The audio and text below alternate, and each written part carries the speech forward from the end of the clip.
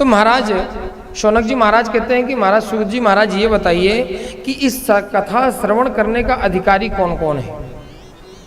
भाई कोई भी विशेष चीज होती है तो ऐसी किसी को ऐसी थोड़ी बांट दिया जाता है, उसमें कोई विशेष हो या कोई अधिकारी उस चीज का हो, उस पद का।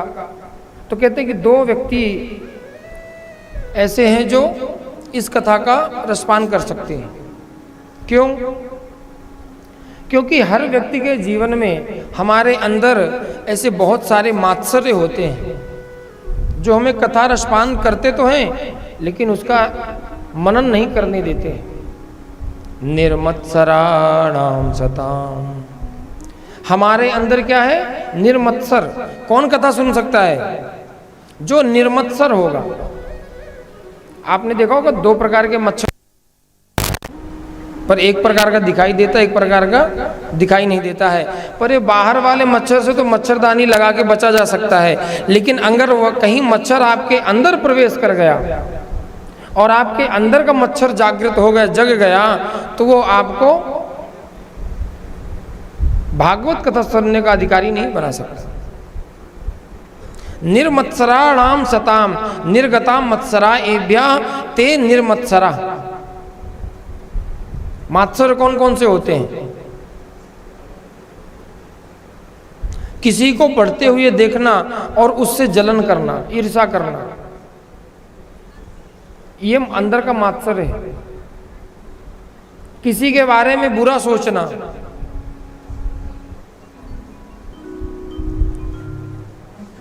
काम, क्रोध, लोभ, मोह, मद, मात्सर्य, ये हमारे अंदर भरे पड़े हैं ना, जो हमें भागवत कथा सुनने का अधिकारी नहीं बनने देते हैं। तो अपने अंदर को, मात्सर्य को क्या करना है? बाहर निकालना है। क्योंकि देखिए, कंचन तजना सहज है, सहज त्रिया का नेह, मान बड़ाई ईर्षा दुर्लभ तजनागे। कंचन तजना सहज है, सहज त्रिया का ने। कंचन मतलब सोना। एक बार व्यक्ति सोने को त्याग सकता है। सहज त्रिया का ने, स्त्री अपने चरित्र को भी एक बार त्याग सकती है। पर मान बड़ाई ईर्षा दुर्लभ तजनाए, ये मान बड़ाई ईर्षा ये बहुत ही दुर्लभ, इसको हम नहीं त्याग पाते। त्याग पाते हैं।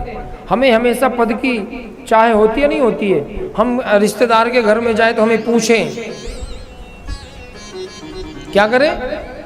अरे उन्होंने तो हमें पूछा ही नहीं, उन्होंने हमें कुर्सी दी नहीं बैठने के लिए, हम गए तो हमारा सम्मान किया नहीं उन्होंने, बोलते हैं ना। तो जो हम पद के लिए, मान के लिए, मान बड़ाई ईर्षा दुर्लभ तजना, ये बहुत दुर्लभ है, इसको त्यागना बहुत कठिन है। और हमको इसी को त्यागना है। अगर भगवान के होना है तो इसको त्यागना पड़ेगा। क्यों? क्योंकि भगवान कहते हैं कि राई के बीसो हिसा तापुन पाछे बीस, अवाते नन्ने है रहो तब मिली है जगदीश। राई का दाना आप लोगों ने देखा है कितना बड़ा होता है? सबने देखा ना राई के दाने को। तो संत कहते हैं कि राई के 20 हिस्सा, एक राई के दाने के 20 टुकड़े करना चाहिए। कितना करना चाहिए? तापुन पाछे 20, उस 20 के टुकड़े में 20वां टुकड़ा उठाइए, फिर उसके 20 टुकड़े करिए। अवाते नन्ने है रहो तब मिली है जगदीश। उस राई के छोटे हिस्से से भी छोटा बन के रहना है, क्योंकि बड़े बनने में तो आप लोगों को पता है, घर में सब माताएं बड़ा बनाती हैं, नहीं बनाती हैं? तो बड़े में कितनी मेहनत करनी पड़ती है, वो माताओं को पता है कि बड़ा बनाने में बड़ी तकलीफ़ें होती हैं। एक दिन पहले दाल को भिगो, फिर उसको भी पीसो, फिर पीस के वो पता नहीं कैसे कैसे बनाते हैं। तो जिस प्रकार बड़ा बनाने में तकलीफ है, उसी प्रकार बड़ा बनने में भी तकलीफ है। कभी भी बड़ा बन के मत रहिए। अगर भगवान का भक्त बनना है तो बड़े बनने की आवश्यकता नहीं है। अच्छा महाराज, अगर हमने ये सब सारी चीजें छोड़ दी और हमने भागवत कथा श्रवण कर ली तो इसका फायदा क्या है? कथा श्रवण करने का फायदा भी तो हम नहीं पूछते हैं।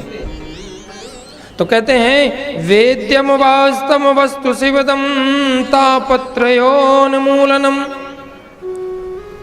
हमें भागवत कथा श्रवण करने से वेद्य वास्तव वस्तु का ज्ञान हो जाता है।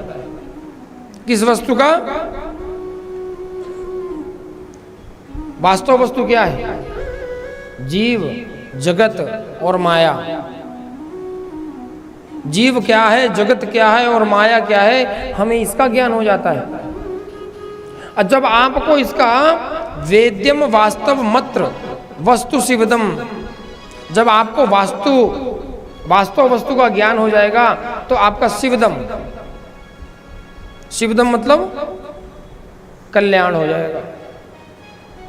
अभी हमें पता है क्या कि जीव क्या है, माया क्या है? नहीं मालूम ना जीव मालूम है, ना जगत मालूम है, ना माया मालूम है। जिस दिन आपने भागवत श्रवण करते करते जीव के बारे में, जगत के बारे में जान लिया तो आपका अपने आप शिवदम कल्याण हो जाएगा।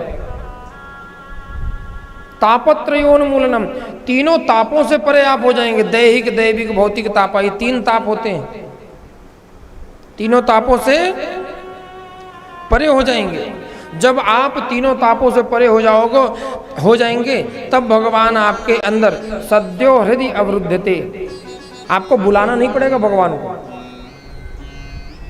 कहते हैं ना हृदय अवरुद्धते, भगवान को हठात अपने आप चल के आना पड़ेगा।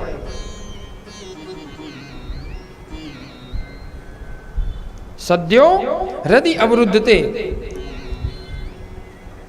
जैसे अभी आप लोग क्या है, अभी आप लोग विराजमान हैं, क्या है? कभी भी आ सकते हैं, कभी भी चाय पीने जा सकते हैं। चाय बनी है ना सब लोगों की।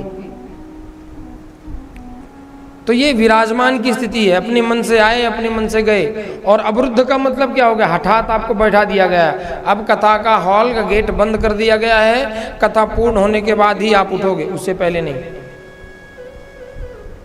उसी प्रकार भगवान को हृदय अवरुद्धते, भगवान को हठात हमारे हृदय पर आकर विराजमान होना पड़ता है।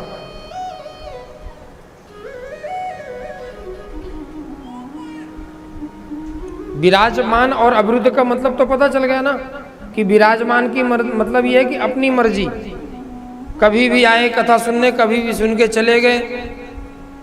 पर अवरुद्ध कर दिया जाए तो आपको रुकना पड़ेगा, आप जा नहीं सकते, चाह के भी नहीं जा सकते हो। तो भगवान अगर जाना चाहें तो भी नहीं जा सकते। इस भागवत कथा की इतनी विशेषता है। ये पका पकाया परिपक्व फल जो है ना, इसको क्या कहते हैं? निगम कल्पतरोर गलितम फलम शुक मुखाद मृत द्रव संयुतम पिबत भागवतम रसमालयम मुहुर्हो रसिका भुवि भावुका। वेदों का नाम क्या है? वेद किसे कहते हैं? निगम को वेद कहते हैं। वेदों को निगम कहा गया है। निगम कल्पत रोर गलितम फलम सुख मुखाद मृतद्रव संयुतम। वेद रूपी इस विशाल कल्पतरु के वृक्ष से, ये जो वेद है ना, इसको वृक्ष कहा गया है, जड़। तो वेद रूपी विशाल वृक्ष से पका पकाया परिपक्व फल है श्रीमद् भागवत कथा। क्या है? अभी ये बताओ, वेद को क्या कहा गया है? मैंने अभी क्या बताया आपको? वेद किसे कहते हैं? वृक्ष। वेद को विशाल वृक्ष कहा गया है। उस वृक्ष से निकला हुआ फल कौन है? श्रीमद् भागवत कथा। तो अब ये बताओ कि वृक्ष खाने में आनंद आएगा कि फल खाने में? है? फल खाने में आनंद आता है ना। तो कहते हैं कि सुख मुखाद मृतत्व संयुतम पिबत भागवतम रसमालयम मुहुर्हो रसिका भूवि भावुका। तो शौनक जी महाराज कहते हैं कि महाराज ये जो आपका निगम का जो वेद का परिपक्व फल है ये श्रीमद् भागवत कथा, कहीं ये जो फल आपका खट्टा निकल गया तो इसकी क्या गारंटी है? भाई फल है, वृक्ष से निकला, खट्टा भी हो सकता है। तो कहते हैं सूत जी महाराज कि सुख मुखाद मृत द्रव संयुतम, सुख मुखाद मृत द्रव संयुतम, सुखदेव जी महाराज के मुख से निकला हुआ ये फल है। और तोता उसी फल में चोंच मारता जो फल मीठा होता, खट्टा फल तोता नहीं स्वीकार करता है।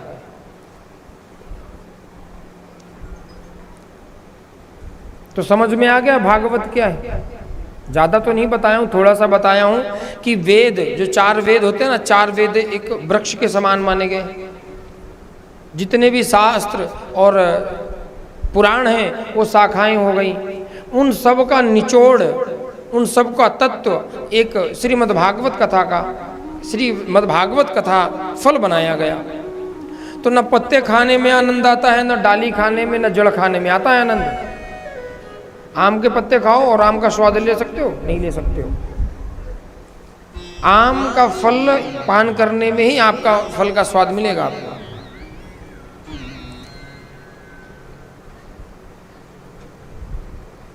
रसो वैसा रसोहम। तो महाराज इसका अधिकारी कौन कौन है सुनने का? इस फल को पान करने वाला भी तो कोई चाहिए ना। तो कहते हैं अहो रसिका भूवि भावुका। एक तो रसिक होते हैं और एक भावुक भी होते हैं। अहो रसिका भूवि भावुका।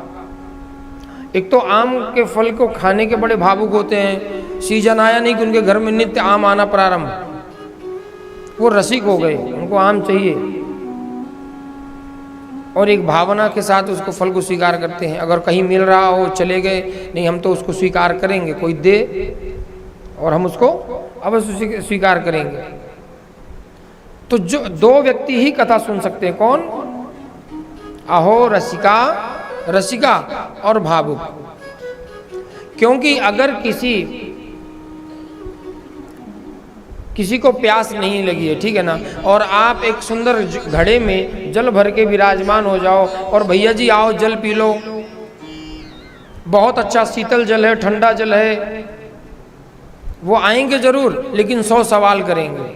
क्योंकि ना उनको प्यास लगी है और ना जल के रसिया हैं वो। तो 100 सवाल करेंगे, कहेंगे ये बताओ जल आप अच्छी जगह से लाए हो ना, कहीं नाले का जल तो नहीं है, गंगा जल ही है, कुएं का जल है, छान के भरे हो, मटके को धो के भरे हो कि नहीं, पीने योग्य जल है कि नहीं, गर्म है कि ठंडा है। क्योंकि उन्हें प्यास नहीं है, इसलिए वो 100 सवाल खड़े कर रहे हैं। और अगर वही व्यक्ति अगर कहीं रेगिस्तान में फंस जाए और आप एक लोटा जल लेके खड़े हो जाओ, तो वो पूछेगा आपसे, या उसको तेज की प्यास लगी है तो कोई आपसे पूछेगा कि छान के लाए हो कि कैसे लाए हो, कहाँ से लाए हो? नहीं पूछेगा, क्योंकि वो प्यासा है। प्यास की बेचैनता के कारण व्याकुल हो रहा है।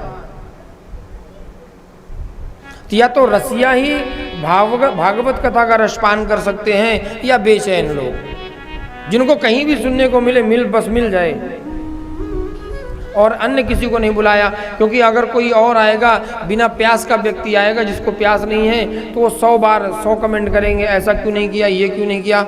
महाराज जी सुखदेव जी महाराज ने कथा सुनाई, भगवान ने 16,108 विवाह क्यों किए, 100 सवाल खड़े करते हैं।